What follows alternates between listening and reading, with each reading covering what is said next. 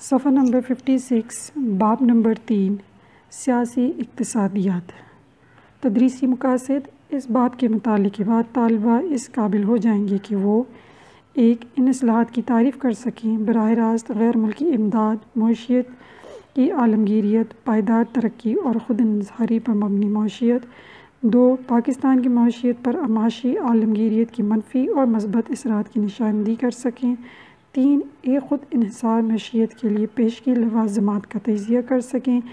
4 اہم اقتصادی اداروں کے مقاصد اور افعال بیان کر سکیں، مثلاً عالمی بینک، عالمی مالیاتی فنڈ، ایشیائی ترقیاتی بینک۔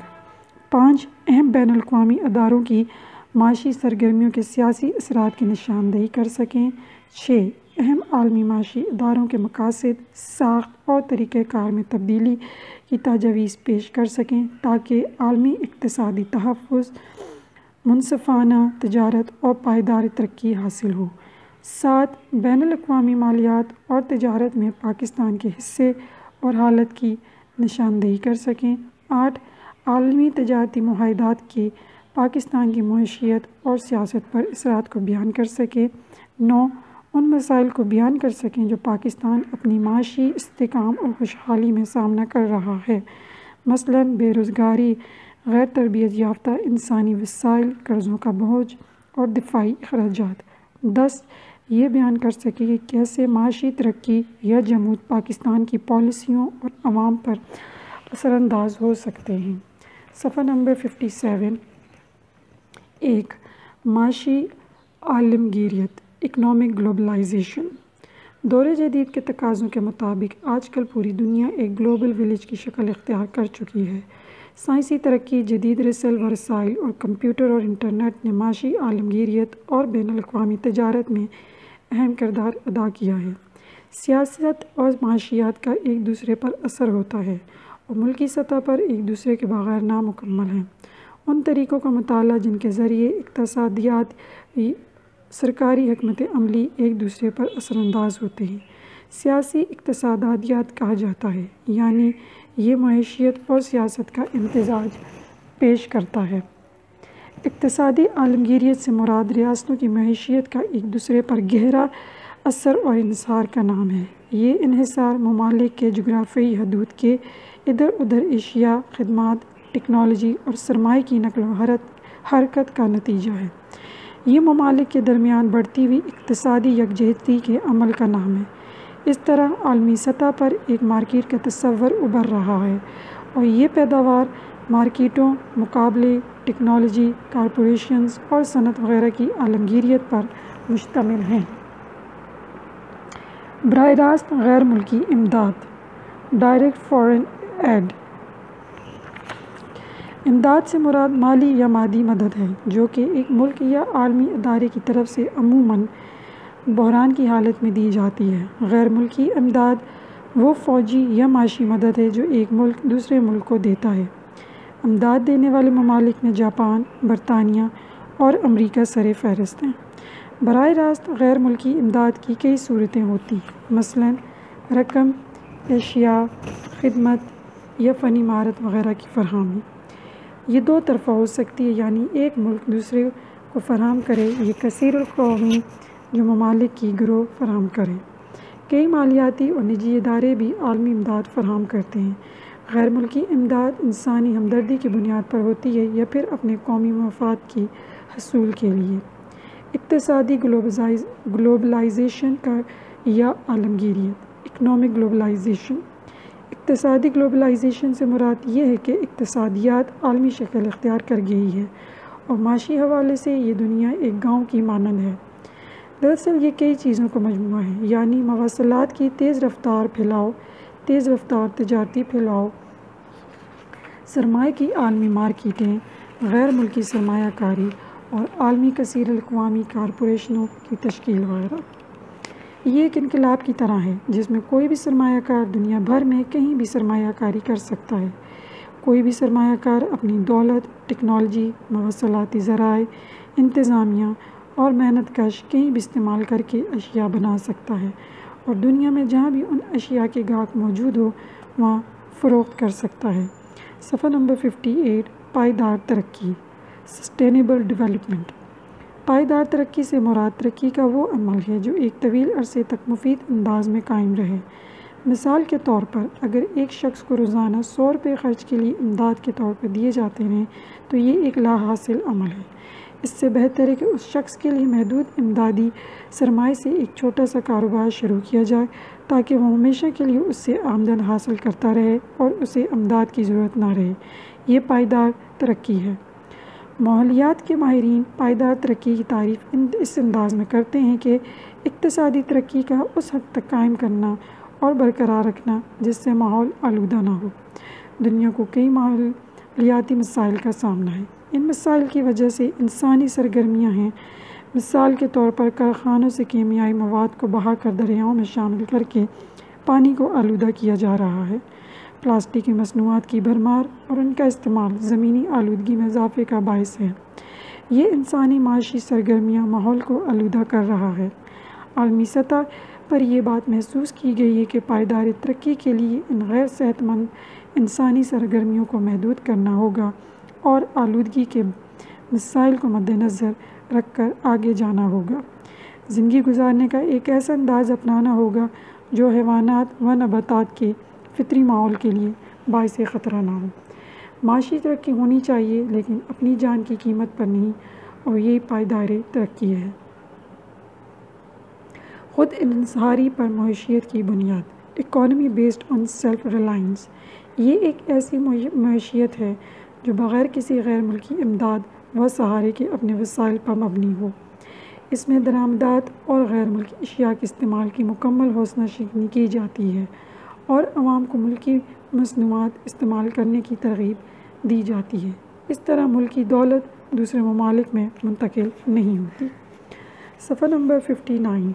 پاکستان کی معیشت پر اقتصادی عالمگیریت کے مثبت اور منفی اثرات، impacts of globalization on Pakistan's economy. Pakistan کی معیشت پر عالمگیریت کے مثبت اور منفی اثرات موجود ہیں جن کا مختصر جائزہ ذیل میں دیا جا رہا ہے۔ گلوبلائزیشن یا عالمگیریت کے مثبت اثرات۔ گلوبلائزیشن کی وجہ سے مواصلات میں آسانی اور تیزی آ گئی ہے۔ دنیا میں معلومات اور اطلاعات کی برق رفتار رسائی ہوتی ہے۔ آج آپ دنیا میں کہیں بھی اور کسی کے ساتھ بھی چند لمحوں میں رابطہ کر سکتے ہیں۔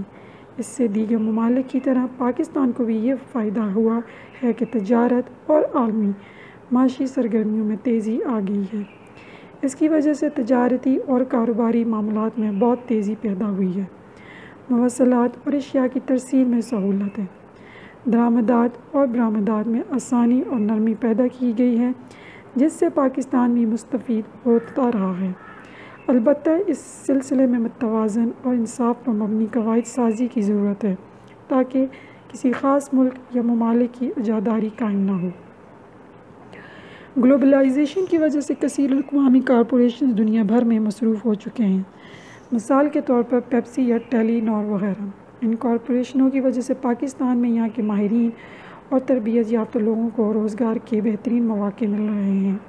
اس طرح بے روزگاری کم ہو رہی ہے اور اعلیٰ تعلیم یافتہ طبقے میں مایوسی ایک حد تک کم ہو گئی ہے۔ جب دنیا ایک گاؤں کی طرح ہے تو زندگی کے تمام شعبوں میں فنی ترقی میں تیزی آ گئی ہے۔ پاکستان میں بھی ٹیکنالوجی کی نفوذ پذیری بڑی تیزی سے جاری ہے۔ اس طرح فنی مہارت کے امکانات بھی بڑھ جاتے ہیں۔ صرف کمپیوٹر، انٹرنیٹ اور موبائل فون کو لیجئے اور دیکھیے کہ پاکستان میں اس شعبے نے کتنی ترقی کی۔ اس کے کاروبار، روزگار کی فراہمی اور ان کی وجہ سے ترقی کی رفتار ناقابل بیان حد تک زیادہ ہے۔ چونکہ دنیا ایک گاؤں کی طرح ہے اس لیے دنیا کے کسی کونے میں ہونے والے واقعات یا حادثے کا دنیا کے دوسرے حصے پر بھی اثر ہوتا ہے۔ ممالک ایک دوسرے سے باخبر رہتے ہیں اور اگر کہیں بھی کوئی بحران یا آفت پیش ہو تو دیگر ممالک تیز رفتاری کے ساتھ حاضر ہوتے ہیں۔ پاکستان میں گزشتہ زلزلے اور سیلاب کی حالیہ تباہ کاریوں نے دنیا کو چند لمحوں میں متحرک بنایا اور کئی ممالک نے فوری امداد اور تعاون کیا۔ صفحہ نمبر 60۔ عالمگیریت کے منفی اثرات، negative impacts of globalization. Globalization کی وجہ سے دیگر ترقی پذیر ممالک کی طرح پاکستان کی ثقافت پر بھی نہایت منفی اثرات مرتب ہو رہے ہیں۔ عالمی اداروں کے ارکان پاکستان میں ثقافتی نفوذ کا ذریعہ ہیں۔ ان کے رسالے، کتابچے، ریڈیو اور ٹیلی ویژن نشریات ترقی پذیر ممالک بشمول پاکستان کی ثقافت آلودہ کر رہے ہیں۔ ہمیں ایک ثقافتی یلغار کا سامنا ہے۔ موبائل فون اور انٹرنیٹ کے نقصانات کسی سے پوشیدہ نہیں۔ مذہبی، اخلاقی اور ثقافتی اقتدار کا کلمہ کما کیا جا رہا ہے۔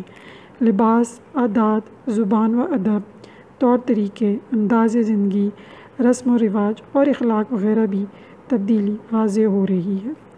پاکستان ایک ترقی پذیر ملک ہے اور ایک عام عالمی معاشی مارکیٹ میں پاکستانی اشیاء ترقی یافتہ ممالک کے مقابلے میں کمزور ہیں۔ اس طرح مقامی صنعت کو دھچکا لگے گا۔ مقامی صنعتیں اس حوالے سے بھی برباد ہو جائیں گی کہ یہ ملک کے اندر بھی عالمی کثیر القوامی کارپوریشن کا مقابلہ نہیں کر سکتی۔ بین الاقوامی ادارے ملازمین کو بڑی بڑی تنخواہیں اور سہولیات دیتی ہیں جو پاکستانی اداروں کے مقابلے میں کہیں زیادہ اور پرکشش ہوتی ہیں۔ اس طرح توازن بھی نہیں رہتا اور پاکستان کے ماہرین ان عالمی اداروں میں دلچسپی لیتے ہیں جبکہ ملکی اداروں کو چھوڑ جاتے ہیں۔ یہ ساری باتیں ایک خراب معاشی صورتحال کی طرف سفر کا اشارہ دے رہی ہیں۔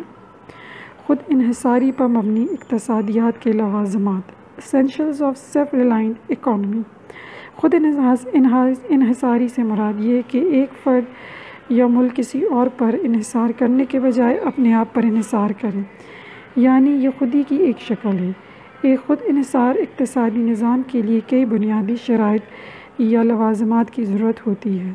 اگر ان کو یقینی بنایا جائے تو معاشی نظام کسی خاص سہارے کا محتاج نہیں رہتا۔ خود انحصاری کے لیے سب سے پہلی شرط یہ ہے کہ دیگر اقوام سے قرض اور امداد کی توقع نہ کی جائے۔ اگر کوئی قوم اس نشے کی عادی ہو جائے تو اس کی سرگرمیوں میں سکوت پیدا ہو جاتا ہے۔ ایسی اقوام کہیں کی نہیں رہتی اور خیرات کی منتظر ہوتی ہیں۔ یہ طرز عمل ترقی اور آگے جانے کے امکانات بھی ختم کر دیتے ہیں۔ اس لیے یہ ضروری ہے کہ بیرونی قرضے اور امداد کی بڑی حد تک حوصلہ شکنی کی جائے۔ بڑی طاقتیں کئی مالیاتی اداروں کے ذریعے ترقی پذیر ممالک کو اپنے قابو میں لیتی ہیں۔ یہ مالیاتی ادارے بہت بااثر بن جاتے ہیں۔ کمزور ممالک کی زندگی کا ہر پہلو ان کے قابو میں آ جاتا ہے۔ اس لیے اس امر کی ضرورت ہوتی ہے کہ ایک باوقار، آزاد اور خود مختار قوم بننے کے لیے عالمی اداروں، خصوصاً عالمی مالیاتی فنڈ اور عالمی بینک پر انحصار کم اور درجہ بدرجہ ختم کر دیا جائے۔ سب سے اچھی بات یہ کہ ملکی وسائل کے اندر رہتے ہوئے زندگی بسر کی جائے۔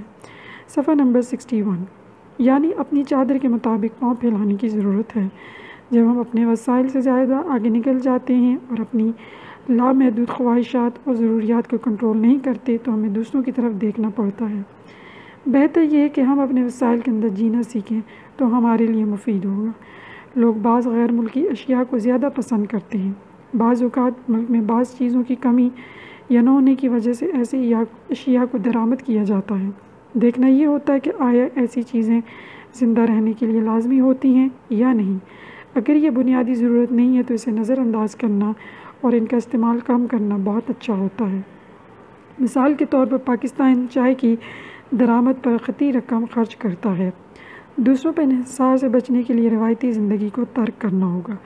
ہر فرد کو متحرک اور جاندار کردار ادا کرنا ہوگا۔ بہت ساری تبدیلیاں لانی پڑیں گی اور اسے قبول کرنا ہوگا۔ سختی بھی برداشت کرنا پڑے گی۔ عزت و وقار کے ساتھ جینے کے لیے سب کچھ کرنا ہوگا۔ روایتی طور پر ہم عالمی امداد، تعاون اور قرض کو دیکھتے رہتے ہیں۔ اگر ہم یہ روش تبدیل نہیں کرتے اور خود حرکت میں نہیں آتے تو خود انحصاری کیسے ممکن ہے؟ کسی ملک کی افرادی قوت کی اہمیت اس وقت بڑھتی ہے جب لوگ فنی طور پر مضبوط اور تربیت یافتہ ہوں۔ ترقی کے لیے سائنس اور ٹیکنالوجی کا سہارا لینا پڑتا ہے۔ صنعت کی ضرورت ہوتی ہے اور سائنسی سوچ چاہیے ہوتی ہے۔ اس لیے لوگوں سے زیادہ اور مفید کام لینے کے لیے انہیں فنی طور پر تربیت یافتہ ہونا ضروری ہے۔ بدقسمتی سے ہمارے ملک میں فنی تعلیم کا رجحان بہت کم ہے جو معاشی ترقی کے راستے میں ایک اہم رکاوٹ ہے۔ لہٰذا خود انحصاری کے لیے فنی تعلیم اہم لوازمات میں سے ہے۔ ملک کے اندر پیداواری صلاحیتوں میں اضافہ کرنے کی ضرورت ہوتی ہے۔ زراعت، صنعت اور توانائی کے حصول کو ترجیحی بنیادوں پر لینا ہوگا۔ ملک کے اندر موجود وسائل کو بڑے کو لا کر، تعلیم کو فروغ دے کر، سائنس اور ٹیکنالوجی کو اہمیت دے کر اور مناسب منصوبہ بندی کر کے پیداواری صلاحیتوں میں اضافہ کیا جا سکتا ہے۔ جب ملک کی پیداوار میں اضافہ ہوگا تو بیرونی انحصار خود بخود کم یا ختم ہو جائے گی۔ بدقسمتی سے غریب اور ترقی پذیر ممالک کے لوگ غیر ملکی اشیاء کو ترجیح دیتے ہیں اور ملکی مصنوعات کو پسند نہیں کرتے۔ ایک اور بدقسمتی یہ ہے کہ ان ممالک میں عالمی تجارتی ادارے، کثیر الملکی کارپوریشنوں، آزاد تجارت اور عالمگیریت کی وجہ سے ملکی مصنوعات خطرناک حد تک اپنا مقام کھو رہی ہیں۔ لوگوں کو غیر ملکی اشیاء مناسب قیمت پر ان کی دہلیز پر میسر ہیں، جس کی وجہ سے مقامی مصنوعات ایک شدید بحران سے دوچار ہیں۔ اگر ملکی مصنوعات اور دیگر اشیاء کو ترجیح دی جائے گی تو یہ خود انحصاری کے حق میں ہے۔ صفحہ نمبر 62۔ خود انحصاری کے لیے ضروری ہے کہ ملک کے تمام اداروں میں مثبت اور پائیدار اصلاحات کی جائیں۔ ملک کے انتظامی، سیاسی، سماجی اور معاشی ڈھانچوں میں نئی ضروریات، خواہشات اور تقاضوں کے مطابق تبدیلیاں کی جائیں۔ یعنی ہر نظام، ہر مشینری کو نئے حالات، مشکلات اور سرگرمیوں کے لیے تیار کرنا پڑے گا۔ ایسا ممکن نہیں کہ دیگر پہلوؤں میں تو خود انحصاری کی طرف سفر کیا جائے اور ملک کے ڈھانچے تبدیل نہ ہوں تو تمام کوششیں رائگاں ہوتی ہیں۔ سادہ زندگی خود انحصاری کے لیے نہایت اہمیت کی حامل ہے۔ سادگی زیادہ ہوگی تو دوسروں پر انحصار کم ہوگا۔ سادہ خوراک، سادہ رہائش، سادہ لباس اور سادہ فطری اشیاء کا استعمال انحصار کے مرض کا بہترین علاج ہے۔ پرتکلف زندگی نہ صرف اپنے لیے بلکہ دوسروں کے لیے بھی تکلیف دہ ہوتی ہے۔ اس لیے سادگی دین و دنیا کی خیر و برکت کے علاوہ قومی مفادات کے لیے بھی مفید ہے۔ اگر غیر ترقیاتی اخراجات کم کر دیے جائیں تو قومی سرمایہ بچایا جا سکتا ہے۔ اعلیٰ سرکاری ملازمین کی لامحدود سہولیات کو کم کر دیا جائے، حکومت اپنے غیر ترقیاتی اخراجات پر قابو حاصل کرے، وزراء اور اراکین اسمبلی کے اخراجات کم کیے جائیں اور حکمرانوں کی شاہ خرچیوں پر قابو پایا جائے، دفتروں میں غیر ترقیاتی خرچ کو کم سے کم کر دیا جائے اور ترقیاتی سرگرمیوں کو توجہ دینے کی اشد ضرورت ہے۔ اس طرح ایک خود انحصار نظام کو حاصل کیا جا سکتا ہے۔ صفحہ نمبر 62۔ عالمی مالیاتی ادارے، فرائض و مقاصد، international financial institutions, functions and objectives. ایک، عالمی بینک، ورلڈ بینک۔ عالمی بینک یا عالمی بینک برائے تعمیر نو و ترقی 27 دسمبر 1954 کو تشکیل دیا گیا، جب دنیا کے 29 ممالک نے برٹن ووڈ کانفرنس میں باہمی معاہدے پر دستخط کیے۔ صفحہ نمبر 63۔ مقاصد، آبجیکٹیوز۔ عالمی بینک بنیادی طور پر جنگ زدہ یورپ کی تعمیر نو و ترقی کے لیے طویل المیعاد مالی سہارا دینے کے لیے قائم کیا گیا تھا۔ اس کے اہم مقاصد درجہ ذیل تھے: رکن ممالک کو پیداواری مقاصد کے لیے سرمایہ کاری کی سہولت دینا، اس طرح رکن ممالک کی تعمیر نو اور ترقی میں مدد کرنا، غیر ملکی نجی سرمایہ کاری اور قرض میں مدد دینا، وسیع متوازن عالمی تجارت کو ترقی دینا، بین الاقوامی سرمایہ کاری کی حوصلہ افزائی کرنا۔ فرائض، فنکشنز۔ عالمی بینک کے اہم افعال درج ذیل ہیں: ایک، عالمی بینک رکن ممالک کے ترقیاتی منصوبوں میں تعاون اور قرض فراہم کرتا ہے۔ مثال کے طور پر پاکستان میں عالمی بینک نے بجلی کے تار بچھانے کی مد میں سرمایہ کاری میں مدد فراہم کی۔ اس طرح عالمی بینک نے پاکستان میں گیس اور تیل کی کارپوریشن کو قرض دیا۔ عالمی بینک نے تیل و گیس کی تلاش، ترسیل و تقسیم کے لیے کئی دفعہ قرض دیا۔ دو، عالمی بینک ان مالیاتی اداروں کو مضبوط بنانے کی کوشش کرتا ہے جو صنعتی یونٹوں کو قرضے فراہم کرتے ہیں۔ عالمی بینک نے پاکستان میں Pakistan industrial and credit investment corporation, زرعی ترقیاتی بینک آف پاکستان اور کمرشل بینکوں وغیرہ کو قرضے فراہم کیے تاکہ یہ ادارے کارخانوں کو قرضے دے سکیں۔ تین، عالمی بینک انسانی وسائل کی ترقی پر بھی کام کر رہا ہے۔ تعلیم کی ترقی کو خصوصی توجہ دی جاتی ہے، جس میں فنی تعلیم بہت اہمیت کی حامل ہے۔ یونیورسٹیوں کا قیام، اساتذہ کے تربیتی ادارے اور دیہات میں بنیادی تعلیم اداروں کا قیام عالمی بینک کی ترجیحات میں شامل ہیں۔ چار، ورلڈ بینک نجی کاری کے سلسلے میں کئی ممالک کو مالیاتی اصلاحات کے لیے رہنمائی فراہم کرتا ہے۔ ٹیکسوں، حکومت کے اخراجات، معاشیات میں مختلف سیکٹرز، معاشی پالیسی اور معاشی رپورٹنگ اور پڑتال کے بارے میں ہدایات اور رہنمائی دی جاتی ہے۔ صفحہ نمبر 64۔ 5، یہ ادارہ حکمرانی کو مزید کارآمد اور مؤثر بنانے کے لیے مدد فراہم کرتا ہے۔ یہ ادارہ انتظامیہ کو مؤثر بنانے اور افراد کے نظم و ضبط کنٹرول سسٹم میں مددگار ہے۔ یہ سوشل ایکشن پروگرام اور نجی کاری کے عمل میں معاونت کرتا ہے۔ اس طرح یہ بینک تعلیم، آب و رسانی اور صحت کے شعبوں میں کام کرنے والی غیر سرکاری تنظیموں کی معاونت بھی کرتا ہے۔ 6. عالمی بینک نجی شعبے اور بینکوں میں اصلاحات کی حوصلہ افزائی کرتا ہے۔ 7. یہ بینک زراعت اور قدرتی وسائل کے انتظام میں بھی معاونت فراہم کرتا ہے۔ عالمی بینک نے 1997 میں نکاسی آب کے لیے پاکستان کو $285 ملین کا قرض فراہم کیا ہے۔ IMF international monetary fund. دوسری جنگ عظیم کے بعد یورپی ممالک جنگ کی تباہ کاریوں سے بہت پریشان تھی۔ ایک دوسرے کو سہارا دینے کے لیے برٹن ووڈز کانفرنس منعقد کی گئی، جس میں عالمی بینک اور عالمی مالیاتی فنڈ کی بنیاد رکھی گئی۔ IMF کا مقصد کرنسی کو مستحکم کرنے میں مدد دینا تھا۔ یہ ایک بین الاقوامی مالیاتی فنڈ ہے جس کے کل 1100 ارکان ہیں، جن میں 75 ماہرین معاشیات بھی شامل ہیں۔ مقاصد آبجیکٹیوز: 1. اس کا سب سے اہم مقصد بین الاقوامی مالیاتی تعاون کو فروغ دینا ہے۔ 2. IMF عالمی تجارت کے لیے سہولیات فراہم کرتا ہے۔ یہ صنعتوں کی فروغ کے لیے کام کرتا ہے۔ 3. یہ زر مبادلہ میں استحکام پیدا کرتا ہے۔ 4. اس کا مقصد ادائیگی کے حوالے سے خصیت الطرافی تعاون کا فروغ ہے، یعنی یہ زر مبادلہ کی رکاوٹوں کو ختم کرنے کے لیے سرگرم عمل ہے۔ 5. IMF رکن ممالک کو اعتماد فراہم کرتا ہے۔ رکن ممالک کو فنڈز فراہم کیے جاتے ہیں۔ 6. یہ مساوی اقتصادی مواقع کو یقینی بناتا ہے۔ اس حوالے سے کسی بھی امتیاز کا خاتمہ اس کے مقاصد میں شامل ہے۔ صفحہ نمبر 65 فرائض فنکشنز۔ IMF نے جنگ زدہ معیشت خصوصاً یورپی اقتصادیات کو بربادی سے بچانے کے لیے کامیاب کوشش کی۔ اس فنڈ کے ذریعے ترقی یافتہ یورپی ممالک نے زر مبادلہ کی شرح کا تعین کیا۔ یورپ نے عالمی تجارت اور زر مبادلہ کے راستے میں حائل رکاوٹوں کو دور کیا۔ ان ممالک نے IMF کے ذریعے مہنگائی پر قابو پایا۔ یہ فنڈ مالیاتی خسارے سے دوچار ممالک کو مالی وسائل فراہم کرتا ہے۔ 1960 کی دہائی میں IMF نے ان غریب ممالک کو خاص توجہ دی جن کی برآمدات سے آمدنی کم تھی۔ اس فنڈ نے ان ممالک کے ساتھ تعاون کیا جو دیگر ذرائع سے حاصل کردہ قرض واپس کرنے کی پوزیشن میں نہیں تھے۔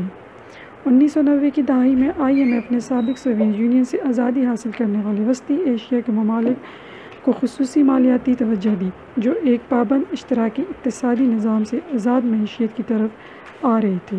یہ ادارہ وسطی ایشیائی ممالک کے ماہرین کو معاشی تربیت فراہم کر رہا ہے تاکہ یہ لوگ بجٹ نظام کو مؤثر بنا سکیں اور مالیاتی ادارے چلا سکیں۔ ایشیائی ترقیاتی بینک ایشین ڈیولپمنٹ بینک۔ ایشیائی ترقیاتی بینک کا مرکزی دفتر منیلا، فلپائن میں ہے۔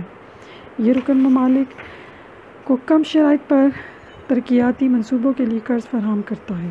مقاصد: 1. غربت کا خاتمہ، 2. انسانی وسائل کی ترقی، 3. اقتصادی ترقی کو یقینی بنانا، 4. خواتین کی حیثیت کو بہتر بنانا، 5. ماحول کا تحفظ۔ یہ بینک اپنے کام کو کئی سیکٹرز میں تقسیم کرتا ہے، یعنی زراعت اور قدرتی وسائل، توانائی، صنعت اور معدنیات، مالیات، ذرائع آمد و رفت اور مواصلات اور سماجی ڈھانچہ وغیرہ۔ اس کے دفعہ نمبر 1 میں بینک کا مقصد ایشیا میں اقتصادی ترقی کو تیز کرنا بتایا گیا ہے۔ صفحہ نمبر 66 فرائض۔ درج بالا مقاصد کی تکمیل کے لیے بینک درج ذیل افعال سر انجام دے رہا ہے۔ 1. رکن ممالک میں ترقیاتی مقاصد کے لیے سرمایہ کاری کو فروغ دینا۔ 2. اپنی مرضی سے ترقیاتی عمل کو مالی تعاون فراہم کرنا اور اس علاقائی اور قومی منصوبوں کو ترجیح دینا جو علاقے کی متوازن اور مجموعی ترقی میں مددگار ہوں۔ چھوٹے اور کم ترقی یافتہ رکن ممالک کو خصوصی توجہ دینا۔ 3. رکن ممالک کی درخواست پر ان کی ترقیاتی پالیسیوں اور منصوبوں میں ان کے ساتھ تعاون کرنا تاکہ وہ اپنے وسائل کا صحیح انتخاب کر سکیں اور باہمی تجارت کو فروغ دے سکیں۔ 4. خصوصی ترقیاتی منصوبوں کی تیاری، مالی امداد اور ان منصوبوں کے نفاذ میں فنی امداد فراہم کرنا۔ 5. ایک جیسے مقاصد میں اقوام متحدہ اور اس کی تمام ایجنسیوں کے ساتھ تعاون کرنا۔ بین الاقوامی اقتصادی و مالیاتی اداروں کے سیاسی اثرات، political impacts of international financial and economic institutions. عالمی مالیاتی اور معاشی اداروں کی امداد دینے اور لینے والے دونوں پر اس کے سیاسی اثرات مرتب ہوتے ہیں۔ سیاست اور معیشت کو ایک دوسرے سے جدا نہیں کیا جا سکتا اور دونوں ایک دوسرے پر اہم اور دیر پر اثرات مرتب کرتے ہیں۔ عالمی امداد، تعاون اور قرض وغیرہ کی پشت پر سیاسی مقاصد کارفرما ہوتے ہیں۔ ماہرین کا خیال ہے کہ عالمی امداد دینے والے ملک کی خارجہ پالیسی کا اہم ہتھیار ہوتے ہیں۔ عالمی ادارے بھی افراد اور معاشی طور پر مستحکم ریاستوں کے بنائے ہوئے ہوتے ہیں اور ظاہر ہے کہ بنانے والوں کے مقاصد بھی ہوتے ہیں۔ امداد وصول کرنے والے رقم اور اشیاء وغیرہ حاصل کرتے ہیں اور دینے والے سیاسی اور سفارتی مقاصد حاصل کرتے ہیں۔ ان کے سیاسی اثرات کو درج ذیل نکات کی شکل میں بیان کیا جاتا ہے۔ صفحہ نمبر 67 عالمی معاہدہ برائے تجارت و محصولات general agreement on trade and tariff GATT۔ ایک عالمی بینک IMF اور GATT دوسری جنگ عظیم کے بعد امریکہ کی خصوصی دلچسپی سے قائم کیے گئے تھے۔ اس کا مقصد ظاہری تو جنگ زدہ یورپ کی معیشت کو سہارا دینا تھا، لیکن سیاسی طور پر امریکہ یورپ کی ہمدردی اور تعاون حاصل کر کے سوویت یونین کی اشتراکیت کو پھیلانے سے روکنا چاہتا تھا۔ دو ان اداروں کا ایک اہم مقصد قرض لینے والے ممالک کے رویوں کو متاثر کرنا ہوتا ہے، اس طرح دینے والے لینے والے کی فیصلہ سازی پر اثر انداز ہوتے ہیں۔ کمزور ممالک کو فیصلہ سازی میں ان اداروں سے ہدایات لینی پڑتی ہیں اور ان کی شرائط کے مطابق ملک کو چلانا پڑتا ہے۔ تین امداد یا قرض وغیرہ دینے اور لینے کے فوجی مقاصد بھی ہوتے ہیں۔ لینے والا ملک دفاعی طور پر اہم ہوتا ہے اور اس ملک میں اثر و رسوخ بڑھانے کے لیے اسے اقتصادی ترغیبات دی جاتی ہیں تاکہ دینے والے اس کی دفاعی اہمیت کو اپنے قومی مفادات کے لیے استعمال کر سکیں۔ 4 عالمی ادارے تجارتی اور کاروباری مواقع حاصل کرنا چاہتے ہیں، اس طرح سفارتی مفادات بھی حاصل کیے جاتے ہیں۔ 5 کمزور اور پسماندہ ممالک میں نجکاری، سیاسی استحکام اور جمہوریت کو مضبوط کرنے کے لیے بھی عالمی معاشی ادارے خواہشمند ہوتے ہیں۔ لینے والے بھی سیاسی استحکام کے حصول کے لیے قرض اور امداد لے کر معاشی خوشحالی حاصل کرنا چاہتے ہیں، کیونکہ معاشی اور سیاسی استحکام لازم ملزوم ہے۔ 6 عالمی سیاست میں اپنے اتحادیوں میں اضافے کے لیے بھی ان اداروں کو بروئے کار لایا جاتا ہے۔ 7 بڑے ممالک یہ بھی چاہتے ہیں کہ وہ ہمیشہ بڑے رہیں، کمزور کا استحصال کرتے رہیں اور ان کے خلاف آواز بھی نہ اٹھے۔ جن ممالک میں عوام آواز اٹھاتے ہیں تو وہاں عوامی خواہش کے برعکس حکومتیں قائم کرنا بھی ان اداروں کی خواہش ہوتی ہے۔ صفحہ نمبر 68 8 ان اداروں سے معاملات اس لیے کیے جاتے ہیں کہ ملک کی معاشی صورتحال کو عوام کے لیے مفید بنایا جائے اور حکمران طبقے کی سیاسی ساکھ مضبوط ہو، یعنی سیاست کامیابی کے لیے حکومت قرض یا امداد حاصل کرتی ہے، اگرچہ حکمرانوں کو تو وقتی طور پر فائدہ پہنچتا ہے، لیکن ملک کی خود انحصاری خودی اور آزادی کمزور ہو جاتی ہے۔ 9 لینے والے ان اداروں کے ناجائز مطالبات، شرائط اور ہدایات پر عمل کرنے کے پابند ہو جاتے ہیں اور ریاستیں عالمی وقار کو کھو بیٹھتی ہیں۔ 10 بعض برسے اقتدار جماعتیں عوام سے کیے گئے وعدوں اور انتخابی منشور کی تکمیل کے لیے عالمی اداروں سے قرض اور امداد حاصل کرنے کی خواہاں ہوتی ہیں تاکہ وہ سیاسی مستقبل کو محفوظ بنا سکیں۔ بین الاقوامی معاشی اداروں میں تبدیلی کی تجاویز Proposals to change international economic institutions۔ ذیل میں بین الاقوامی معاشی اداروں کے مقاصد، ساخت اور طریقہ کار میں تبدیلی کی ایسی تجاویز دی جا رہی ہیں جو عالمی معاشی تحفظ، آزاد تجارت اور پائیدار ترقی کا باعث بن سکتی ہیں۔ 1 ترقی یافتہ اور ترقی پذیر ممالک کی باہمی مشاورت سے نئے عالمی اقتصادی نظام کے قیام کی ضرورت ہے۔ دنیا کے شمال میں دولت مند جبکہ کہ جنوب میں غریب ممالک کی اکثریت ہے۔ مساوی حیثیت کی بنیاد پر دنیا کے دونوں حصوں کے ممالک کے درمیان گفت و شنید کی ضرورت ہے تاکہ موجودہ عالمی معاشی نظام میں ایسی اصلاحات لائی جائیں جس سے برابری، مساوات اور انصاف پر مبنی نیا قابل قبول عالمی و معاشی نظام وجود پذیر ہو سکے۔ 2 عالمی تجارت اور مالیاتی نظام کے لیے نئے ہمگیر بنیادی اصول واضح کرنے کی ضرورت ہے۔ کمزور ممالک کی برآمدات کی حوصلہ افزائی ہونی چاہیے۔ صفحہ نمبر 69 3 تیسرے دنیا کے ممالک کے لیے محصولات میں کمی کرنے کی ضرورت ہے۔ ایک عالمی خوراک پروگرام کا اجرا ہونا چاہیے۔ 4 تیسری دنیا کے ممالک کو جدید ترقی سے استفادہ کرنے کے لیے سائنس اور ٹیکنالوجی کو ان ممالک میں آسانی سے منتقل اور دستیاب ہونے کو یقینی بنانا چاہیے۔ 5. دنیا کے تمام ممالک کو یہ آزادی ہونی چاہیے کہ وہ جو بھی اقتصادی نظام اپنانا چاہیں اپنا سکیں۔ بڑی طاقتیں یا عالمی ادارے اس حوالے سے مداخلت، دباؤ ڈالنے یا مجبور کرنے سے باز رہیں۔ 6. بڑی طاقتیں اور عالمی ادارے سیاست سے بالا تر ہو کر نیک جذبے کے ساتھ انسانی خیر و فلاح کے لیے کمزور ممالک کو فنی اور مالی تعاون فراہم کر سکیں۔ 7. عالمی اداروں کی ساخت میں ایسی تبدیلیوں کی ضرورت ہے کہ لینے والے ممالک بھی مؤثر طور پر فیصلہ سازی میں شامل ہوں، کیونکہ یہ ایک ادارے کمزور ممالک کے لیے بنے ہوئے ہیں اور کمزور ممالک کی رائے کو اہمیت دینا بھی ضروری ہے۔ 8.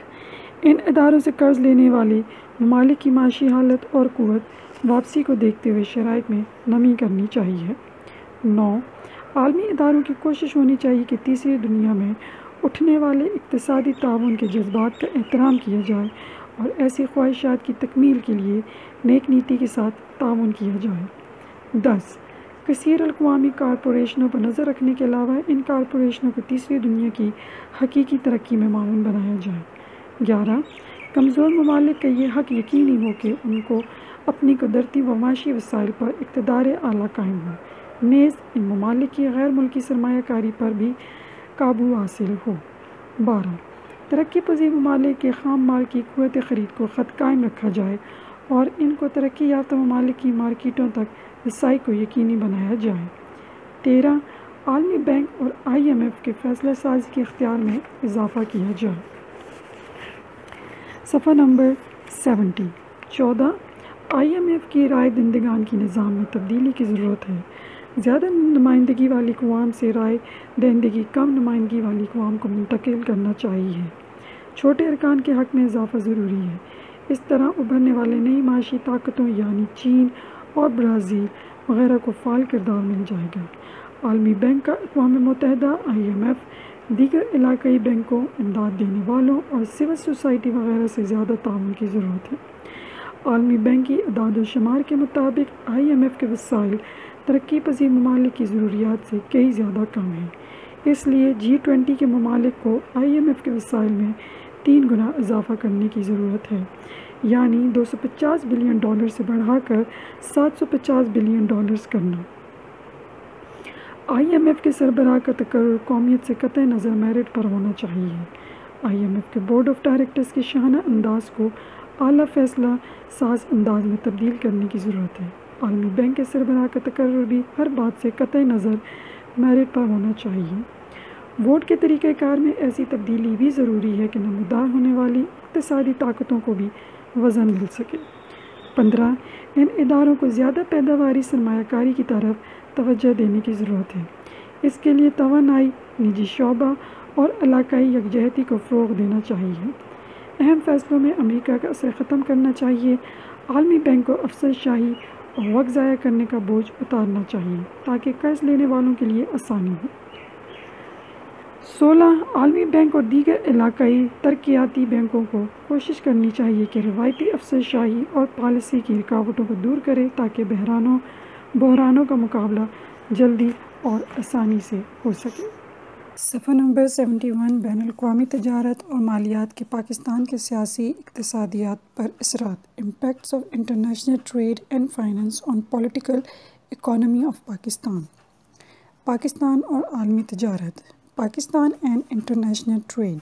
پاکستان کی اشیاء کی غیر ممالک میں فروخت 1972-73 سے حوصلہ شکن رہی ہے۔ 5 قسم کی اشیاء جن میں روئی کا کپڑا، گارمنٹس، اون اور چاول وغیرہ اب بھی پاکستان کی برآمدات سے آمدنی کا 60% حصہ ہیں۔ ان میں سے اکثر اشیاء خشک سالی، سیلابوں اور کیڑے مکوڑوں کی وجہ سے کم برآمد کا سبب بنی، جبکہ کئی کمزور مارکیٹ اور ناقص کوالٹی کی وجہ سے آمدنی کا سبب نہ بن سکیں۔ پاکستان کی تجارت بلین امریکی ڈالرز کچھ اس طرح رہا۔ مالی سال 2001 برآمدات 9.2، درآمدات 10.7۔ مالی سال 2001-2 برآمدات 9.1، درآمدات 10.3۔ مالی سال 2002-3 برآمدات 11.2، درآمدات 12.2، مالی سال 2003-4 برآمدات 12.3، درآمدات 15.6، مالی سال 2004-5 14.4، 20.6، مالی سال 2005-6 16.5، 26.6، مالی سال 2006-7 17.0، 30.5، مالی سال 2007-8 19.1، 40.0، 2008-9 17.7، 34.8۔ صفحہ نمبر 72۔ مالی سال 2009-10 19.3، 34.7، مالی سال 2010-11 24.81، 40.41، مالی سال 2011-12 23.64، 44.91، مالی سال 2013-14 23.64۔ پاکستان بیورو برائے شماریات۔ امریکہ 1999-2000 کے دوران پاکستانی اشیاء کے لیے سب سے بڑی مارکیٹ رہی اور تمام فروخت کا تقریباً 21% امریکہ نے جذب کیا۔ برطانیہ، ہانگ کانگ اور جرمنی بھی اہم خریدار رہے اور ہر ایک کا حصہ تقریباً 7% رہا، جبکہ متحدہ عرب امارات کا حصہ 5% رہا۔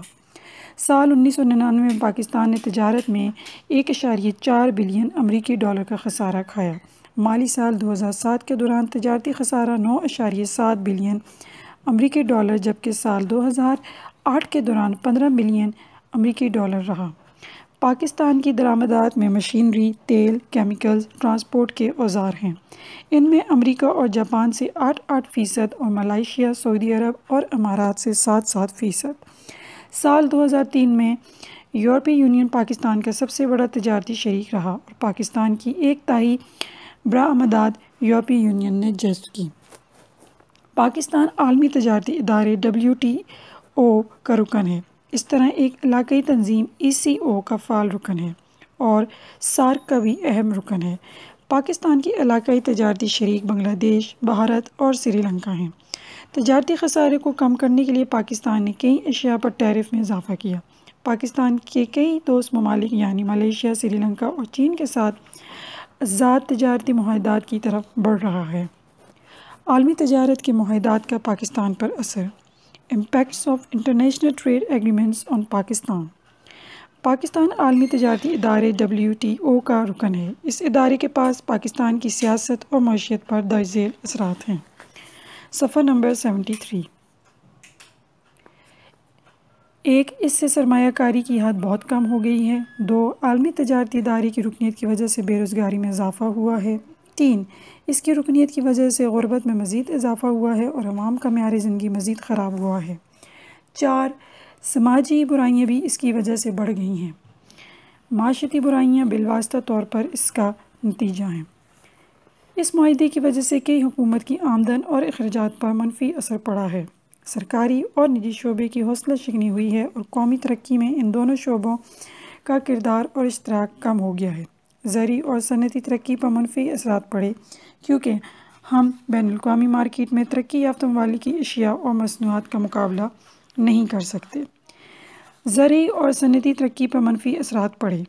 غیر ملکی اشیاء میں عوام کی دلچسپی سے دولت کا بیرون ملک انتقال ہوا ہے۔ ادائیگی کا توازن میں خسارہ ہوا ہے۔ اپنے گرتے ہوئے مالیاتی نظام کو سہارا دینے کے لیے قرض کا بوجھ بڑھتا جا رہا ہے۔ اس سے انفراسٹرکچر کی بربادی ہوئی ہے۔ معاشی ابتری کی وجہ سے سیاسی عدم استحکام پیدا ہوا ہے۔ اس سے ملک عدم تحفظ کا شکار ہوا ہے۔ فوری طور پر پاکستان اپنی مصنوعات کی کوالٹی بہتر بنانے پر مجبور ہوا ہے۔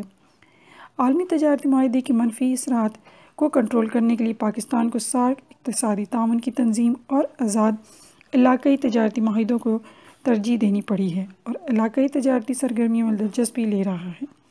نجی اور سرکاری شعبوں کی اشتراک کو توجہ دی جا رہی ہے۔ چین کے ساتھ خصوصی تجارتی مراسم مزید بڑھانے پر کام جاری ہے۔ صفحہ نمبر 74۔ معاشی استحکام کے حصول میں پاکستان کی مشکلات۔ Difficulties of Pakistan to achieve economic stability. Pakistan میں بے روزگاری کا مسئلہ شدت اختیار کر گیا ہے۔ پڑھے لکھے نوجوان بے روزگاری کی وجہ سے سماجی برائیوں کا سبب بنتے رہے ہیں۔ حکومت بھی روزگار کے مواقع فراہم کرنے میں ابھی تک کامیاب نہیں ہوئی۔ خود روزگاری کے لیے فراہم کردہ قرض کی سہولت کا غلط استعمال کیا جا رہا ہے۔ حکومت کی کمائی کا بڑا حصہ بے روزگار لوگوں کو تھوڑی بہت مراحت اور سہولیات دینے میں خرچ ہو جاتا ہے۔ اس طرح بے روزگاری معاشی استحکام کے لیے ایک بڑا چیلنج ہے۔ پاکستان میں افرادی قوت کی کمی نہیں، لیکن لوگوں کی اکثریت فنی طور پر ماہر نہیں، اور اس کی بنیادی وجہ لوگوں کا فنی تعلیم کی طرف رجحان نہ ہونا ہے۔ ہر کوئی عام تعلیم حاصل کرنے کی کوشش میں ہے، اور وہ بھی تعلیم برائے روزگار بھی سرکاری ملازمت۔ اب حکومت کے پاس اتنی اسامیاں کہاں سے آئیں گی کہ ہر ایک کو روزگار فراہم کیا جائے، لہٰذا بے روزگاری میں اضافہ ہوتا جا رہا ہے، اور تعلیم یافتہ نوجوان نجی کام یا روزمرہ کام کرنا بھی اپنی شان کے خلاف سمجھتا ہے۔ معاشی ترقی کے لیے فنی اور صنعتی سوچ نہایت اہم ہے۔ صنعتیں بھی ماہرین اور تربیت یافتہ لوگوں کے بغیر نہیں چل سکتی، اس لیے یہ مسئلہ بھی معاشی استحکام کے راستے میں رکاوٹ ہے۔ ملک میں معاشی و سیاسی حالات اچھے نہیں رہے، اور حکومتوں کو غیر ملکی امداد اور قرض کا سہارا لینا پڑا۔ کوئی بھی حکومت پیداواری صلاحیتوں میں اضافہ کرنے پر توجہ مرکوز نہ کر سکی۔ اس طرح ملک پر بیرونی قرضوں کا بوجھ ناقابل برداشت حد تک بڑھ گیا۔ ملک کی آمدن کا بڑا حصہ قرضوں کی واپسی میں چلا جاتا ہے، اور معاشی سرگرمیوں کے لیے پھر عالمی مالیاتی اداروں اور ترقی یافتہ ممالک کی طرف دیکھنا پڑتا ہے۔ یہ سلسلہ جاری و ساری ہے، اور خود انحصاری کا خواب بھی شرمندہ تعبیر نہیں ہو رہا۔ پاکستان کے قومی بجٹ کا بہت بڑا حصہ فوجی مقاصد کے لیے استعمال کیا جاتا ہے۔ ایسا کرنا ہر حکومت کی مجبوری ہوتی ہے، کیونکہ موجودہ حالات و واقعات میں دفاع کو مستحکم بنانا بھی لازمی ہے۔ اصل مسئلہ پاکستان اور بھارت کے خراب تعلقات ہیں، اور ان کی بنیادی وجہ مسئلہ کشمیر ہے۔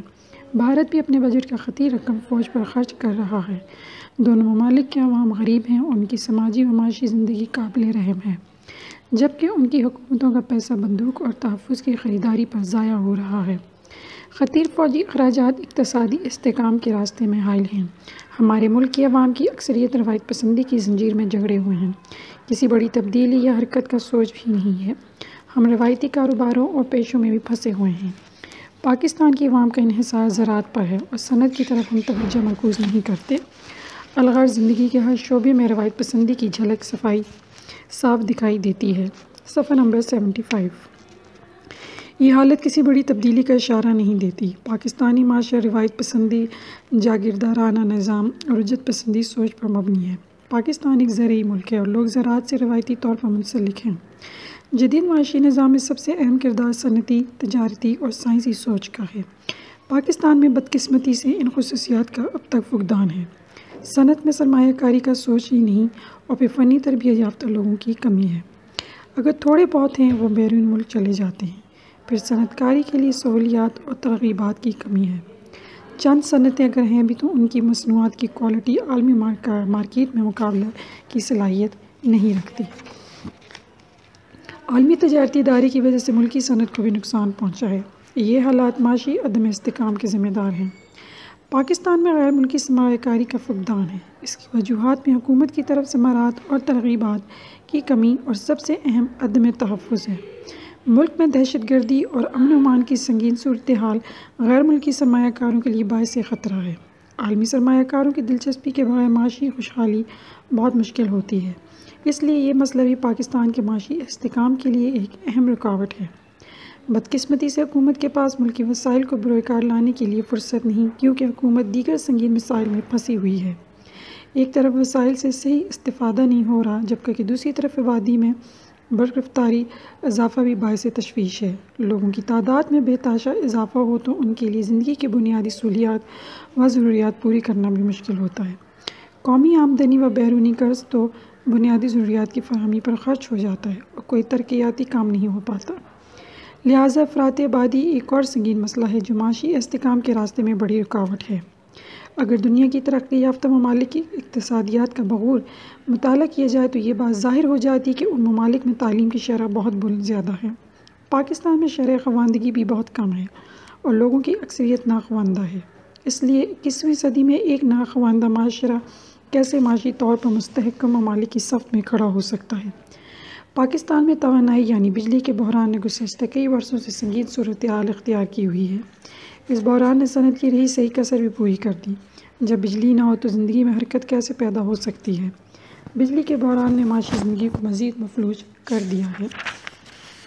صفحہ نمبر 76، معاشی ترقی اور قرض سے چھٹکارا، economic development and release from debts. Pakistan کی معاشی ترقی کے لیے سب سے اہم بات یہ ہے کہ عالمی اداروں اور غیر ملکی قرض کی بوجھ سے چھٹکارا حاصل کیا جائے۔ پاکستان کی معاشی ترقی اور عالمی قرض سے چھٹکارا حاصل کرنے کے لیے درآمدات کی حوصلہ شکنی کی ضرورت ہے۔ حکومت کو خود انحصاری اور کفایت شعاری کا راستہ اختیار کرنا چاہیے اور ملک کے تمام وسائل کو بروئے کار لاتے ہوئے اس سلسلے میں عوامی سوچ کو بھی بیدار کرنے کی ضرورت ہے۔ ایسی اشیاء کی درآمدات پر مکمل پابندی کی ضرورت ہے جو زندگی کی بنیادی ضروریات نہ ہوں۔ عوام کو بھی مشکل حالات کا مقابلہ کرنے کے لیے خود انحصاری کی حکمت عملی اختیار کرنی چاہیے۔ پاکستانی عوام کا ایک اہم مسئلہ یہ بھی ہے کہ یہ لوگ غیر ملکی مصنوعات کو قومی مصنوعات پر ترجیح دیتے ہیں۔ کسی حد تک عوام حق بجانب بھی ہے، کیونکہ ملکی اشیاء کی کوالٹی خراب ہوتی ہے اور قیمتیں آسمان سے باتیں کرتی ہیں۔ یہاں کوالٹی اور قیمت پر بھی کوئی سرکاری نظر نہیں ہوتی، لیکن یہاں ایک کلچر بھی فروغ پا چکا ہے کہ غیر ملکی اشیاء کا استعمال جدیدیت کی علامت بن چکی ہے اور ان اشیاء کا استعمال ایک فیشن بن چکا ہے۔ ملکی صنعت کو سہارا دینے اور خود انحصاری کا راستہ اپنانے کے لیے دیسی اشیاء کا استعمال لازمی ہے۔ اس طرح ملکی سرمایہ دیگر ممالک میں نہیں جائے گا۔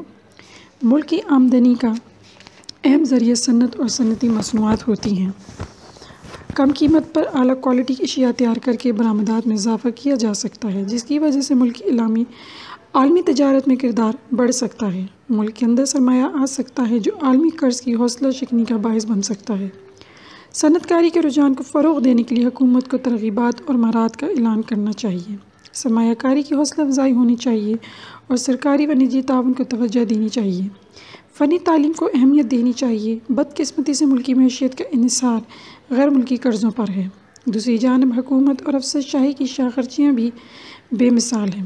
پیسہ غیر ضروری امور پر خرچ کیا جاتا ہے یا ایسی جگہوں میں خرچ کیا جاتا ہے جن کی کوئی ترقیاتی پیداواری اہمیت نہیں ہوتی۔ دفاتر میں غیر ضروری طور پر وسائل کی غیر ضروری استعمال کا کلچر ہے۔ اہم عہدیدار بدعنوانی کے عادی ہو چکے ہیں اور کوئی پرسان حال نہیں۔ اس لیے دولت کی ضیاع کو روکنے کے لیے زندگی کے ہر شعبے میں بامقصد اصلاحات کی شدید ضرورت ہے۔ لہٰذا ضرورت اس امر کی ہے کہ غیر ترقیاتی اخراجات کو کنٹرول کیا جائے اور بدعنوانی روکنے کے لیے سنجیدہ کوشش کی جائے۔ ٹیکس چوری کا بھی آئینی ہاتھوں سے سدباب ہونا چاہیے تاکہ حکومت کی آمدنی میں اضافہ ہو۔ پاکستان میں عام تعلیم کی شرح کم ہے اور پھر فنی اور سائنسی تعلیم کا رجحان بہت کمزور ہے۔ بے روزگاری ختم کرنے کے لیے خود روزگار کے منصوبے بنائے جائیں اور اس مقصد کے لیے لوگوں کو تکنیکی اور سائنسی تعلیمات کے حصول کی ترغیب دینی چاہیے۔ افرادی قوت اس وقت تک قومی سطح پر بے معنی ہے جب لوگوں کی اکثریت مہارت یا فنی تربیت حاصل نہ کریں۔ ماہر لوگ ملکی معیشت کے سہارے کا سبب بنتے ہیں۔ جب ملکی معیشت مستحکم ہو تو بیرونی قرض ختم ہو سکتا ہے۔ صفحہ نمبر 77، عالمی قرض کا پاکستان کی پالیسیوں اور شہریوں پر اثرات، امپیکٹس آف انٹرنیشنل ڈیبٹ on the policies and citizens of Pakistan. Pakistan اس وقت عالمی طاقتوں IMF اور عالمی بینک وغیرہ کے قرضوں میں پھنسا ہوا ہے۔ اس صورتحال کی ملک کی پالیسیوں اور شہریوں پر گہرا اثر ہوتا ہے۔ قرض تلے دبے ہوا ملک یا فرد کو کبھی بھی خوددار نہیں کہا جا سکتا۔ ایسے ممالک اور افراد برادری میں عزت اور وقار کی نظر سے نہیں دیکھے جاتے۔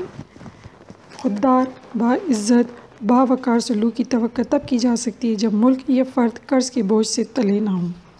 عزت پر اس وقت سخت حرف آتی ہے جب لیے گئے قرض کو عیش و عشرت اور فضولیات پر ضائع کیا جائے۔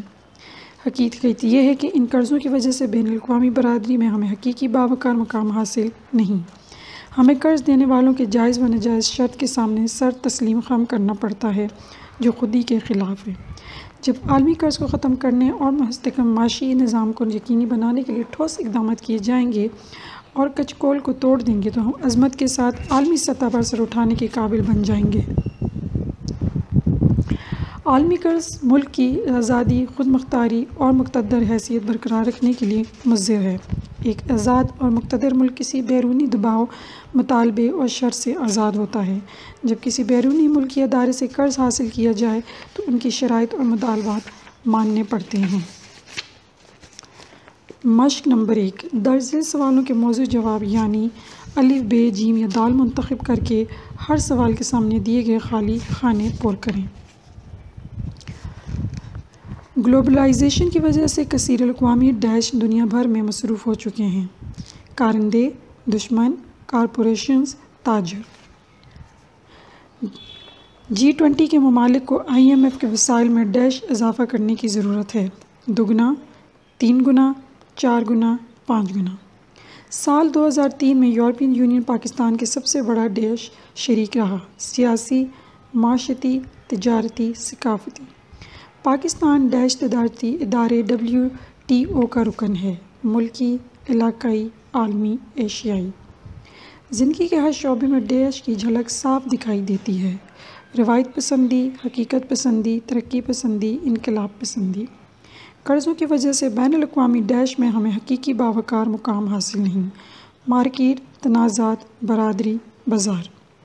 مشق نمبر 2، درج ذیل جملوں کے سامنے صحیح جملوں کو صحیح پر اور غلط جملوں کے سامنے غلط پر نشان لگائیں۔ سیاست اور معاشیات کے ایک دوسرے سے کوئی اثر نہیں ہوتا۔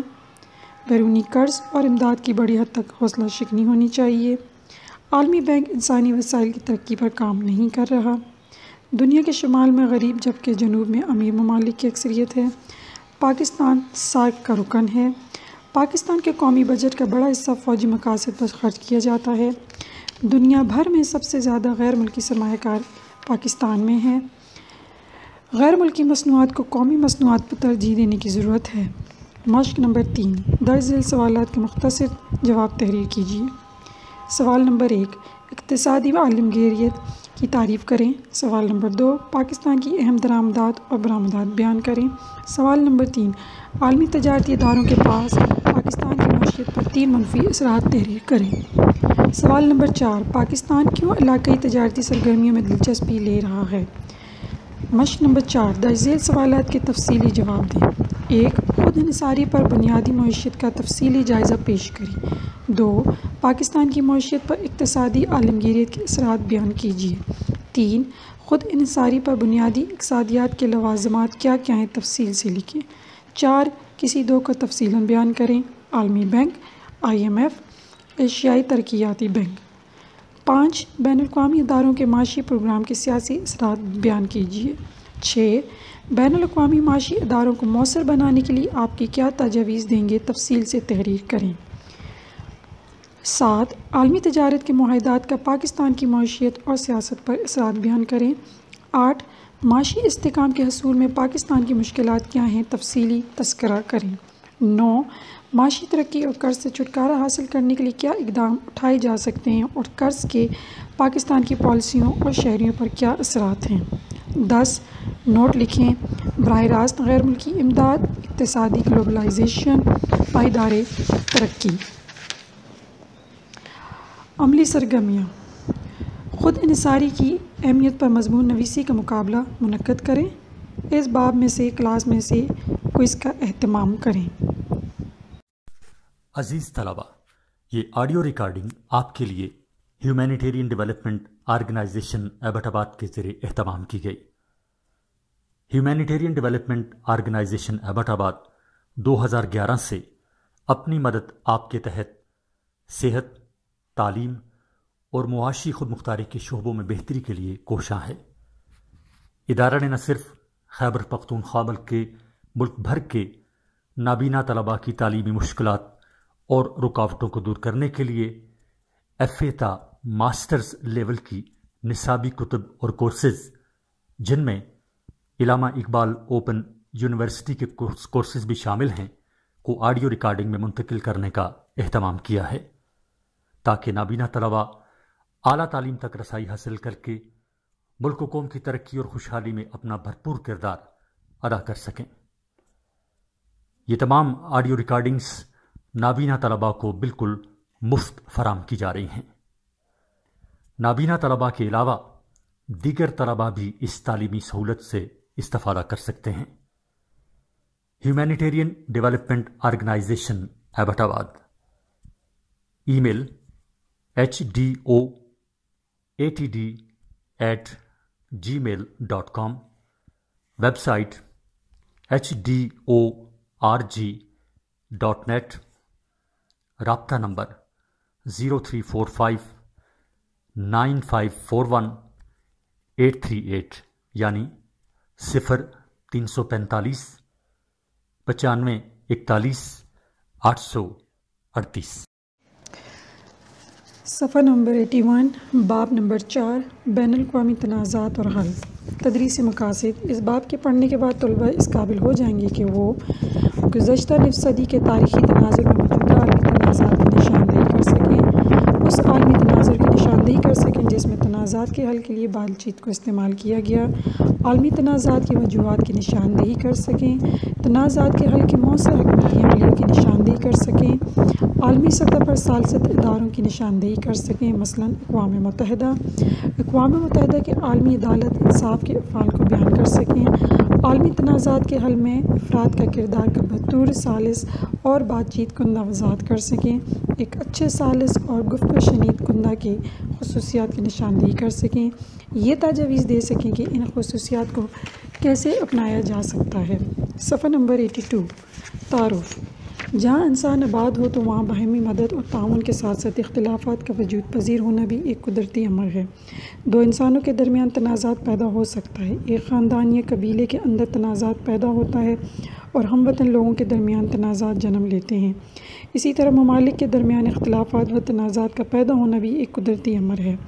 دنیا میں پہلی اور دوسری جنگ عظیم اور ممالک کے درمیان جنگوں کی وجوہات بھی وسائل و بالادستی وغیرہ حاصل کرنے کے لیے تنازعات سے شروع ہوئیں۔ تنازعات پیدا ہوتے رہتے ہیں لیکن ممالک باہمی مشاورت، سوچ و فکر اور بہترین حکمت عملی کے ذریعے ان تنازعات کو حل بھی کر سکتے ہیں۔ موجودہ عالمی تنازعات کا تاریخی پس منظر۔ 1، فلسطین کا تنازع۔ جدید فلسطین مشرقی وسطیٰ کا وہ علاقہ ہے جو بحر روم سے دریائے اردن اور لبنان سے مصر کے جزیرہ نما سینائی تک پھیلا ہوا ہے۔ فلسطینی علاقہ 1917 میں ترکی سے برطانیہ کے کنٹرول میں چلا گیا۔ اس زمانے میں یہودیوں کی ایک عالمی تنظیم زیونزم کے نام سے شروع کی گئی تھی، جس کا مقصد دنیا بھر میں پھیلے ہوئے یہودیوں کے لیے فلسطینی علاقے میں اسرائیل کے نام سے ایک ریاست کا قیام تھا۔ برطانیہ نے بھی اس مقصد کی حمایت کا اعلان کیا تھا۔ عربوں کی واضح مخالفت کے باوجود یہودیوں نے فلسطینی علاقوں میں آنا شروع کیا اور 1947 تک تقریباً 19 لاکھ کے قریب یہودی یہاں آباد ہو چکے تھے۔ اسی سال اقوام متحدہ نے فیصلہ کیا کہ اس علاقے کے دو ریاستوں یعنی فلسطین اور اسرائیل میں تقسیم کیا جائے گا اور بیت المقدس یروشلم کو عالمی کنٹرول میں دیا جائے گا۔ اسرائیل نے یہ فیصلہ تسلیم کیا لیکن عربوں نے علاقے کی تقسیم کی سخت مخالفت کی۔ اس طرح 14 مئی 1948 کو اسرائیلی ریاست کے قیام کا اعلان کیا گیا۔ اسرائیل کے قیام کے وقت اس علاقے میں 35% یہودی اور 65% فلسطینی آباد تھے۔ اسرائیل کے وجود کو عرب دنیا نے تسلیم نہیں کیا اور 1948 میں عرب اسرائیل جنگ میں عربوں کو شکست ہوئی۔ اسرائیل نے یروشلم کے نئے شہر اور فلسطین کے آدھے علاقے پر قبضہ کیا۔ اردن نے پرانے یروشلم اور دریائے اردن کے مغربی کنارے جبکہ مصر نے غزہ کی پٹی پر قبضہ کیا۔ سال 1967 میں عرب اور اسرائیل کے درمیان 6 دن کی جنگ ہوئی جس میں اسرائیل نے دریائے اردن کا مغربی کنارہ، غزہ کی پٹی اور مشرقی یروشلم پر قبضہ کیا۔ اس سے فلسطینی بکھر گئے۔ 10 لاکھ کے قریب اسرائیل کے شہری بنے، 39 لاکھ مغربی کنارے اور غزہ کی پٹی میں اور 50 لاکھ کے قریب اردن، لبنان، شام اور دیگر عرب ممالک میں پناہ گزین ہوئے۔ اس دوران فلسطینی مجاہدین اور اسرائیلیوں کے درمیان چھوٹی موٹی لڑائیاں ہوتی رہیں۔ فلسطینی عوام پر ناقابل بیان ظلم کیے گئے اور مغربی ممالک اسرائیل کا ساتھ دیتے رہے۔ 13 ستمبر 1993 کو اوسلو کے مقام پر آزادی فلسطین کی تنظیم کے سربراہ یاسر عرفات اور اسرائیلی حکومت کے درمیان معاہدہ ہوا۔ غزہ کی پٹی اور مغربی کنارے کے کچھ علاقے میں فلسطین نیشنل اتھارٹی کے نام پر اپنی حکومت قائم کی گئی، لیکن اس کے بدلے PLO نے اسرائیل کو بھی تسلیم کیا، جس سے فلسطینی مجاہدین ناراض ہوئے اور انہوں نے حماس نامی تنظیم کے زیر قیادت اسرائیل کو مٹانے اور فلسطینی ریاست کے قیام کے لیے مسلح جدوجہد کا عہد کیا۔ بعد میں مستقل حل کے لیے PLO اور اسرائیل کے درمیان بات چیت 2010 تک جاری رہی لیکن کوئی خاطر خواہ نتیجہ نہ نکلا اور اس طرح اوسلو معاہدے کا مستقبل بھی خطرے میں ہے۔ تاہم اس مسئلے کے حل کے لیے فریقین گفت و شنید میں مصروف ہیں اور کچھ فلسطینی قومی اتھارٹی کی شکل میں نظر آ رہا ہے۔ یہ گفت و شنید کا ثمر ہے۔ صفحہ نمبر 83، افغانستان کا تنازع۔ افغان تاریخ جنگوں سے بھری ہوئی ہے۔ موجودہ افغان تنازع اس وقت شروع ہوا جب 11 دسمبر 2001 کو امریکہ کے World Trade Center New York اور پینٹاگون پر ہوائی حملے ہوئے اور ان میں مالی نقصان کے علاوہ ہزاروں افراد بھی مر گئے۔ امریکہ نے اس کا دعویٰ ایک انتہا پسند مسلمان تنظیم القاعدہ پر کیا، جس کی قیادت اس وقت افغانستان میں طالبان حکومت کی مہمان تھی۔ امریکہ نے افغانستان میں طالبان سربراہ مملکت ملا عمر سے 2 مطالبات کیے، یعنی افغانستان میں القاعدہ کے تمام مراکز کا بند کرنا اور القاعدہ کی قیادت خصوصاً اسامہ بن لادن کو امریکہ کے حوالے کرنا۔ افغان قیادت نے ان مطالبات کو پورا کرنے سے انکار کیا اور امریکہ نے طالبان اور القاعدہ کے خلاف جنگ کا اعلان کیا۔ اس دہشت گردی کے خلاف عالمی اتحاد کے نام سے امریکہ نے اپنی حامیوں کو جمع کیا، جس میں پاکستان کو بھی ڈرا دھمکا کر شامل کیا گیا۔ افغانستان پر ٹنوں کے حساب سے بارود برسایا گیا۔ چند مہینوں میں طالبان حکومت کا خاتمہ کیا گیا۔ کئی اہم طالبان و القاعدہ قائدین کو قتل کیا گیا اور کئی گرفتار کیے گئے۔ گرفتار قیدیوں کو کیوبا کے جیل گوانتانامو بے میں غیر انسانی سزائیں دی گئیں۔ افغانستان میں القاعدہ کے تمام اہم پناہ گاہوں اور تربیت گاہوں کو تباہ و برباد کر دیا گیا۔ صفحہ نمبر 84، افغانستان میں امریکہ نے اپنی حمایت یافتہ حکومت قائم کی ہوئی ہے، جسے نیٹو اور 40 سے زیادہ اتحادی ممالک کی حمایت حاصل ہے، لیکن تاحال افغانستان میں امن نہیں ہے، جس سے ہمارے قبائلی علاقے اور خیبر پختونخوا شورش میں ہیں۔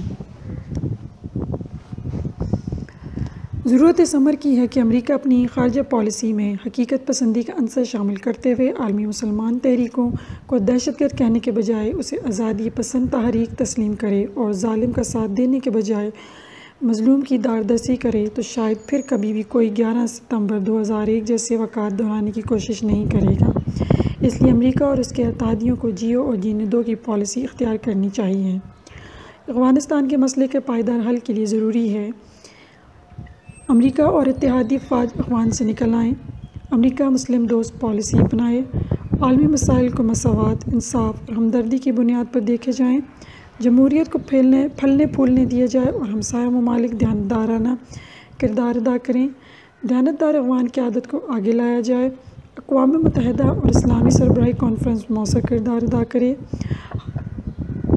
ہر کسی کا باعزت طور پر جینے اور بقا کا حق تسلیم کیا جائے، امریکہ افغان قیادت اور طالبان بیٹھ کر بامقصد مذاکرات کریں، عالمی تنازعات اور مسائل کی تاریخ پر نظر ڈالتے ہوئے ایک نتیجہ اخذ کیا جا سکتا ہے کہ ہر مسئلے میں انسانی جان و مال کے ضیاع کے بعد اقوام نے بالآخر مذاکرات کا راستہ اپنایا ہے۔ اس لیے ضرورت اس امر کی ہے کہ اس مسئلے کو سفارتی اور سیاسی انداز میں حل کیا جائے اور باہمی گفت و شنید کا راستہ اختیار کیا جائے۔ صفحہ نمبر 85، کشمیر کا تنازع۔ پاک و ہند کی آزادی سے پہلے کشمیر ایک آزاد ریاست تھی۔ 3 جون 1947 کے تقسیم ہند کے منصوبے کے مطابق تمام ہندوستانی ریاستوں کو یہ حق دیا گیا تھا کہ ریاستوں کے حاکم اپنی ریاستوں کی جغرافیائی حدودیں دیکھیں کہ وہ بھارت کے نزدیک اور متصل ہیں یا پاکستان کے۔ دوسری بات یہ کہ ریاست میں مسلمانوں کی اکثریت ہے یا ہندوؤں کی۔ کشمیر کے راجا نے ان دونوں باتوں کو بالائے طاق رکھتے ہوئے بھارت سے الحاق کا اعلان کیا۔ اس پر کشمیری مسلمانوں نے اعتراض کیا۔ پاکستان کے قبائلیوں نے کشمیر جا کر بھارت کے خلاف جنگ کا اعلان کیا اور موجودہ آزاد کشمیر کو بھارت سے آزادی دلوائی، جبکہ مقبوضہ کشمیر بھارت کے قبضے میں ہے۔ کشمیر کی جنگ کو روکنے کے لیے بھارت اقوام متحدہ پہنچ گیا اور اقوام متحدہ نے ایک قرارداد کے ذریعے کشمیر میں استواب رائے کرا کے کشمیر کی مستقبل کا فیصلہ کرنے کی سفارش کی، لیکن بھارت نے اس پر بھی خاموشی اختیار کی ہوئی ہے۔ مقبوضہ اور آزاد کشمیر کے درمیان لائن آف کنٹرول قائم کی گئی ہے۔ کشمیر میں عوام نے ہندوستان سے آزادی حاصل کرنے کے لیے جدوجہد شروع کر رکھی ہے۔ آل پارٹیز حریت کانفرنس عوام کے نمائندہ سیاسی اتحاد ہے۔ بھارت نے تحریک آزادی کو دبانے کے لیے کشمیر میں فوج کا ایک بڑا حصہ متعین کیا ہوا ہے اور اب تک 1 لاکھ کے قریب کشمیریوں کو شہید کیا گیا ہے۔ کشمیر کا مسئلہ پاکستان اور بھارت کے درمیان ایک سنگین مسئلہ ہے جو کسی بھی وقت دونوں ممالک کے درمیان جنگ کا سبب بن سکتا ہے۔ دونوں ممالک ایٹمی طاقتیں ہیں اور کوئی ممکنہ جنگ پورے ایشیا یا پھر شاید ساری دنیا کو اپنی لپیٹ میں لے لے۔ یہ مسئلہ خطے کی ترقی میں سب سے بڑی رکاوٹ ہے، اس لیے اس کا فوری حل ضروری ہے۔ اس مسئلے کے ممکنہ حل درج ذیل ہیں۔ کشمیر کے دونوں حصوں کو آزادی دے کر ایک مسلمان ریاست قائم کی جائے، دونوں حصوں کو تقسیم کر کے آزاد ریاستیں بنائی جائیں، کشمیریوں کو خود فیصلہ کرنے کا اختیار دیا جائے۔ دنیا اور ایشیا کی امن اور ترقی کے لیے اس مسئلے کا حل بے حد ضروری ہے تاکہ دونوں ممالک اور کشمیری عوام اپنی توجہ ترقیاتی سرگرمیوں پر مرکوز کر سکیں۔ اس لیے مسئلے کو بندوق کے ذریعے حل کرنے سے بہتر ہے کہ بھارت، پاکستان اور کشمیری نمائندے گفت و شنید کے ذریعے اس مسئلے کو حل کریں اور پاک بھارت عالمی سطح مذاکرات کا عمل سنجیدگی کے ساتھ دوبارہ شروع کیا جائے۔ صفحہ نمبر 86، عراق کا تنازع۔ امریکہ انتظامیہ نے صدر بش کی نگرانی میں یہ فیصلہ کیا کہ عراق بڑے پیمانے پر تباہی کا اسلحہ WMD تیار کر رہا ہے جسے مہذب دنیا کے خلاف استعمال کیا جا سکتا ہے۔ دراصل عراقی صدر صدام حسین دنیا میں عمومی اور مشرقی وسطی عرب دنیا میں خصوصی طور پر امریکی مفادات کے لیے خطرہ تھا۔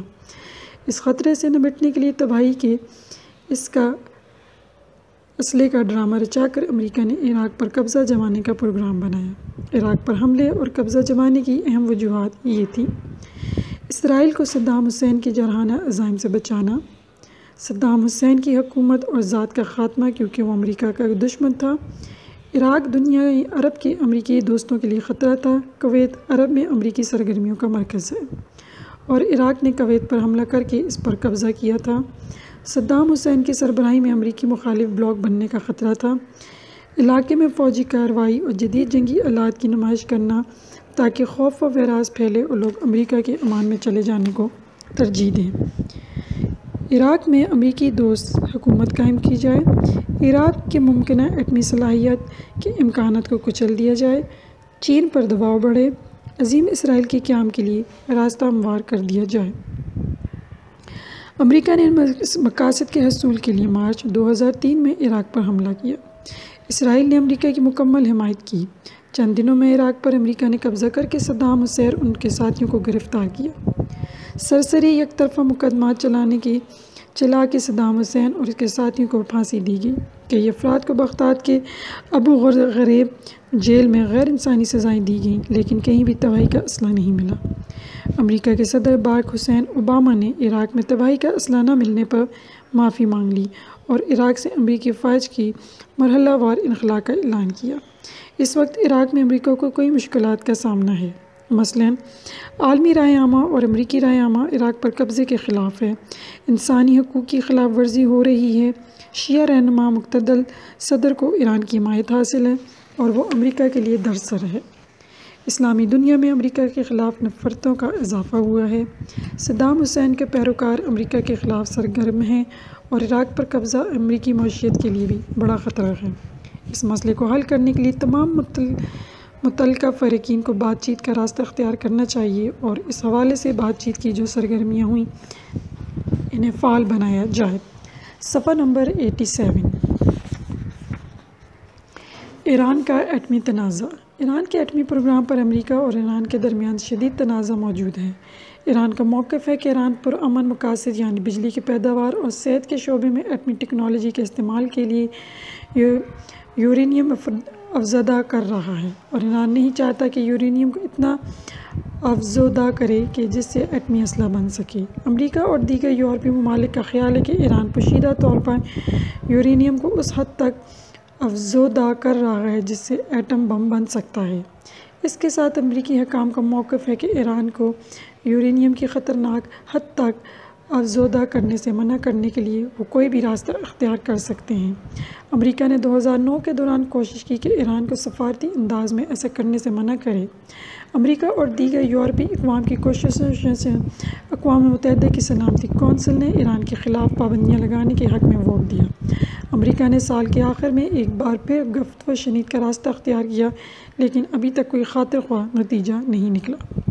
ایران ایٹمی مواد کے عدم پھیلاؤ NPT کے معاہدے کا دستخط کنندہ ہے۔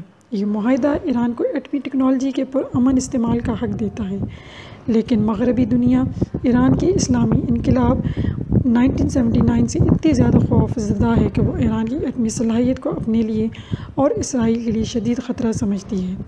یہ خوف اس وقت بڑھ گیا جب یہ خبریں پھیلیں کہ ایران نے شمالی کوریا سے ایسے میزائل حاصل کیے ہیں جو ماسکو سمیت یورپ کے کئی ممالک کو نشانہ بنا سکتی ہیں۔